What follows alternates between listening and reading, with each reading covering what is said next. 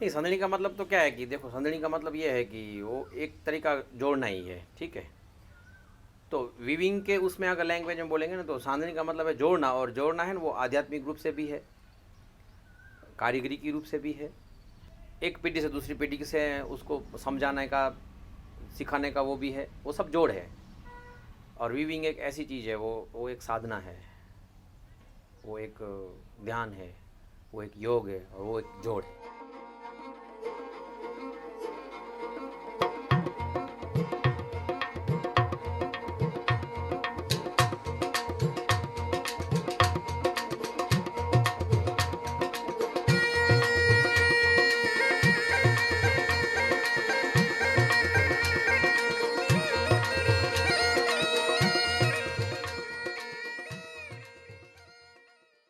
This project began इस project को शुरू करने के पीछे सोच यह थी कि हम समझना चाहते थे कि बुनकर समुदाय के साथ हम कहाँ हैं। ऐसा सोचा गया था कि इस प्रोजेक्ट का फोकस पूरे रूप से बुनकर समुदाय पर होगा और यह समझना कि कैसे बुनकर समुदाय की कारीगरी एवं अभ्यास समग्र समुदाय को प्रभावित करती है। Economic transformation is taking place in their lives, but उनके along with जीवन में that, आर्थिक बदलाव what भी is हो the रहे what हैं। are the kind of इसके social, साथ ही ये cultural, जानना जरूरी है and कि किस तरह ecological से aspects or सामाजिक, implications or सांस्कृतिक, ramifications राजनीतिक व of economic पारिस्थितिक transformation. पहलू And उस as आर्थिक a बदलाव part के of this साथ हो रहे process, हैं। we have also developed something called the इस alternatives इस प्रक्रिया transformation के तहत format, which हमने is like a आत्म assessment tool, मूल्यांकन करने के self-assessment लिए tool for एक people to look at वैकल्पिक how holistic, how परिवर्तनकारी integrated, प्रारूप how तैयार किया है, uh, जिससे वो खुद समझ सकते हैं overall what kind of कि इन transformations are taking गतिविधियों से place किस तरह के because of बदलाव their आ रहे हैं। activities.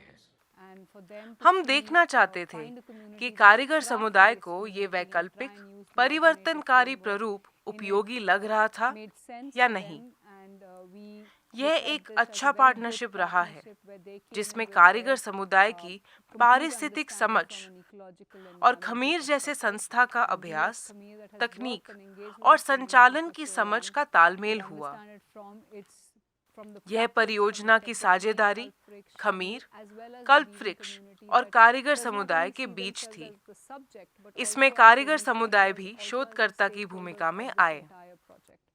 तो ये एक ऐसा एक मौका है कि एक कम्युनिटी जो है विविंग की, उसको अपने आप को पहचानने का, अपने आप की जो गहराई है, अपने समाज की जो एक अंदरूनी जो ताकत है, उस चीज़ को पहचानने का एक नया मौका है। जो आपका अभ्यास चल रहा था उसमें पर हम जुड़े थे और दर एक गाँव में ये हम साथ में चले थे। तो एक तो ऐसा लग रहा था कि जो वो व्यूअर है गांव में बैठे हैं, तो उसको ऐसा लगा कि हमारे काम का विकास करने के लिए ये लोग आए हैं।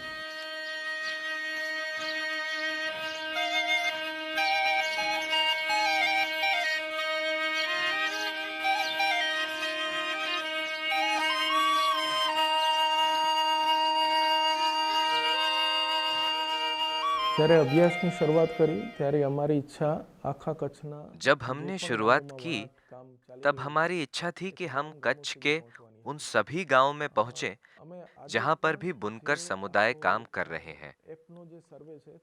एप्लीकेशन सर्वे के माध्यम से हम सभी बुनकर मित्रों तक पहुंच गए हैं, लेकिन अभ्यास के केंद्र के जो मुद्दे थे उन्हें गहराई से शोध करने के लिए हमने केवल 15 गांवों का ही चयन किया है।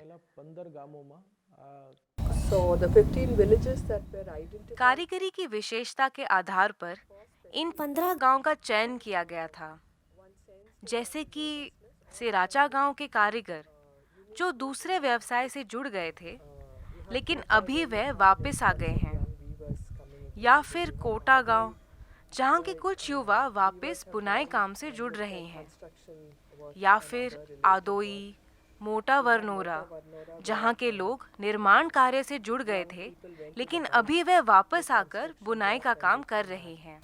When we started वैकल्पिक परिवर्तनकारी प्रारूप को ध्यान में रखते हुए हमने कुछ शोध के तरीके अपनाए, जैसे फील्ड का दौरा करना, अलग अलग लोगों के साथ चर्चाएं की, साक्षात्कार किए और रियान में भी हिस्सा लिया। रियान कच्छ की वनकर समुदाय की एक प्रथा है जिसमें समुदाय के लोग रात को इकट्ठा होकर भजन गाते हैं।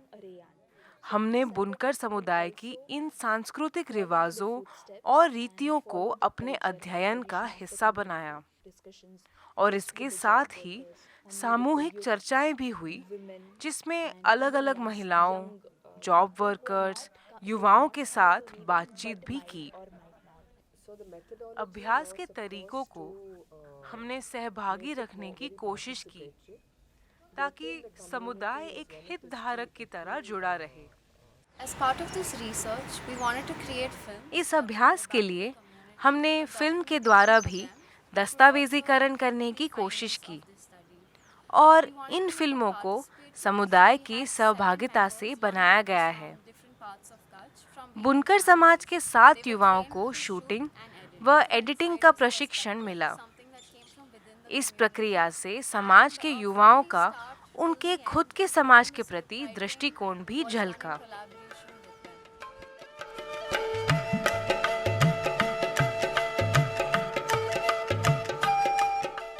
शूटिंग और एडिटिंग वगैरह। और उस फिल्म में जो व्यूवर्स हैं वो वनकर समाज की जो हिस्ट्री है वो कैसे काम करते हैं, उनकी मार्केट के बारे में, यूथ के बारे में, वुमेन के बारे में और पर्यावरण के बारे में, ये सब हम डॉक्यूमेंट्री एक साथ जोड़ के पूरा उसके ऊपर एक फिल्म बना रहे हैं। फिल्म मेकिंग में तो हम सबके घर पे जाते थे, इंटरव्यूज़ लेते थे। कैमरा कैसे चलाना वो भी मुझे नहीं पता था, वो सीखा। किसी के साथ कैसे बात करना वो सीखा।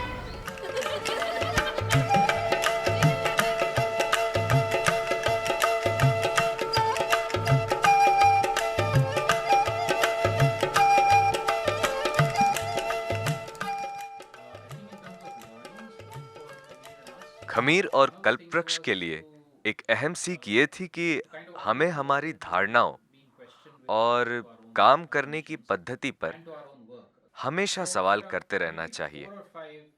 हमें 4 से 5 नतीजे जानने को मिले, जैसे बुनकर समुदाय में आर्थिक बदलाव हुआ है, जो पहले से अब कहीं ज्यादा संपन्न है। लेकिन दूसरी ओर जो बुनकर भुज शहर से दूर रहते हैं या जिन्हें संस्थागत सहयोग नहीं मिला है, वो इस दौड़ में पीछे रह गए हैं। कई बार उद्यमी बुनकर और उसके वर्कर के बीच काफी अंतर महसूस होता है। 12 महीना तो मैं बुनकर का काम सीख रहा था, फिर मैंने वो छोड़ दिया और मैं दुबई चला गया। वहां से वापस क्यों आ गए? वहां तो कमाई अच्छी थी। कमाई थी पर गैस लगाने का नया काम था। अब तो 4 साल से बुनाई का काम कर रहे हो, कैसा लग रहा है? बहुत अच्छा लग रहा है।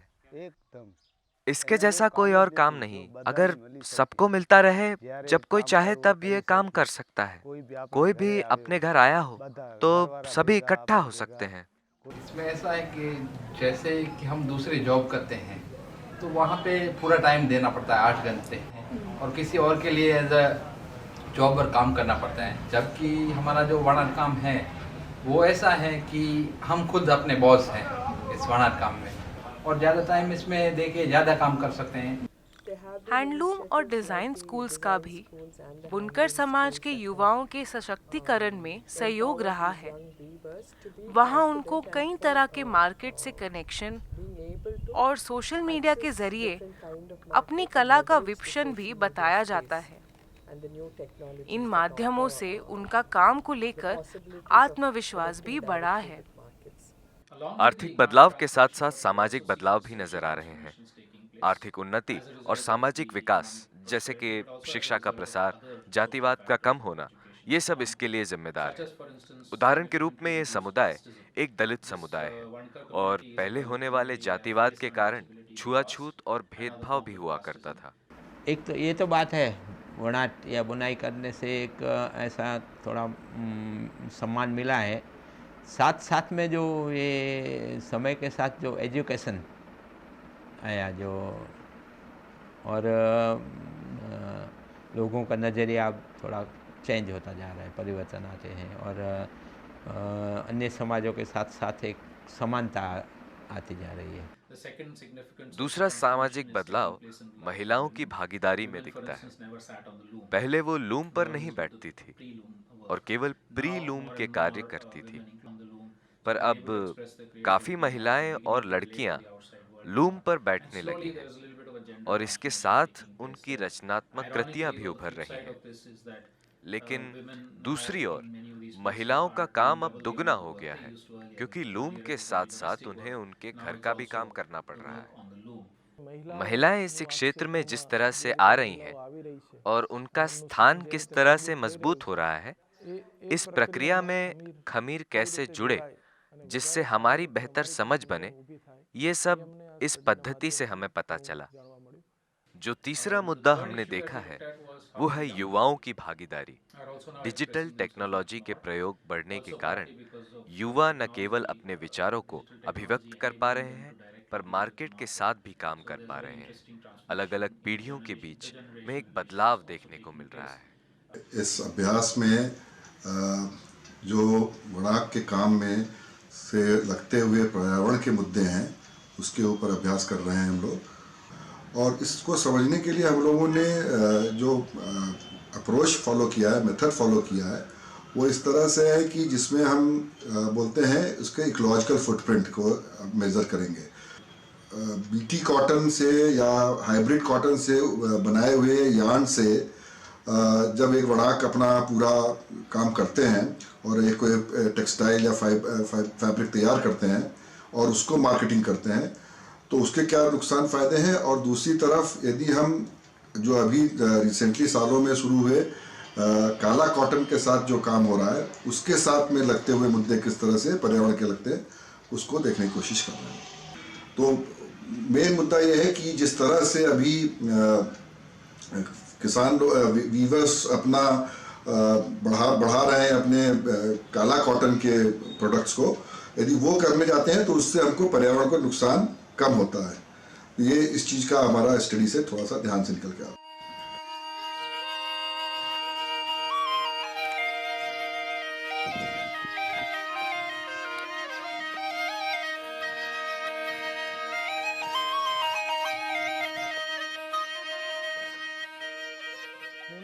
समाज के कई पहलू होते हैं जो कि आपस में परस्पर जुड़े होते हैं, जैसे कि सामाजिक, आर्थिक व राजनीतिक।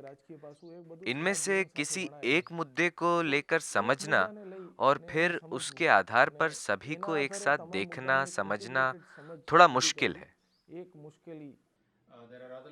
इस अभ्यास की कुछ सीमाएं एवं चुनौतियां भी थी।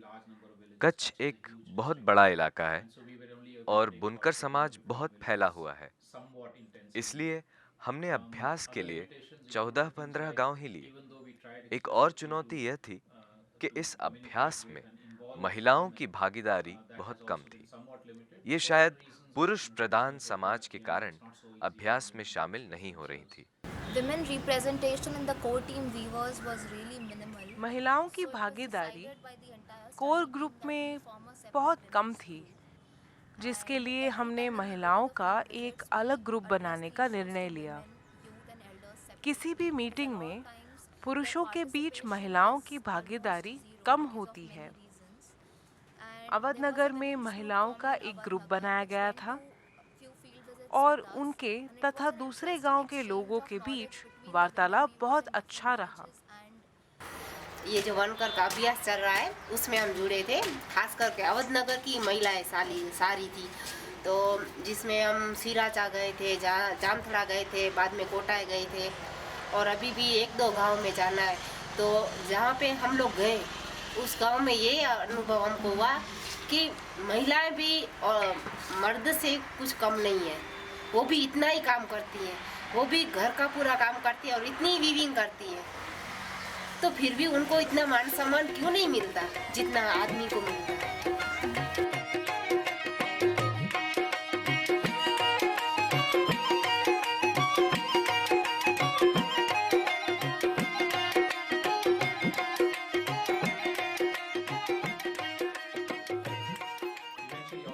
भविष्य में अगर साधन उपलब्ध हों तो बुनकर समुदाय के इतिहास के ऊपर एक प्रदर्शनी की जा सकती है, जो कि बुनकर समुदाय भी चाहता है। इस अभ्यास के लिए खमीर की भूमिका एक फैसिलिटेटर की इसीलिए थी ताकि अभ्यास में समुदाय स्वामित्व बढ़े और वह अपनी इस कला को बाहरी दुनिया तक खुद ही ले जाए, बिना किसी संस्था पर निर्भर होकर। उम्मीद रही है कि इससे डिजाइन, नयापन और कला की भाषा बरकरार रखी जाए।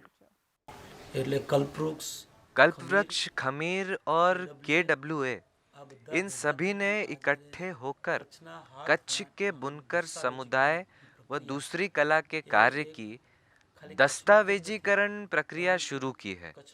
और ये सिर्फ कच्छ के लिए नहीं, बल्कि पूरे भारत के लिए एक मॉडल की तरह साबित होगा।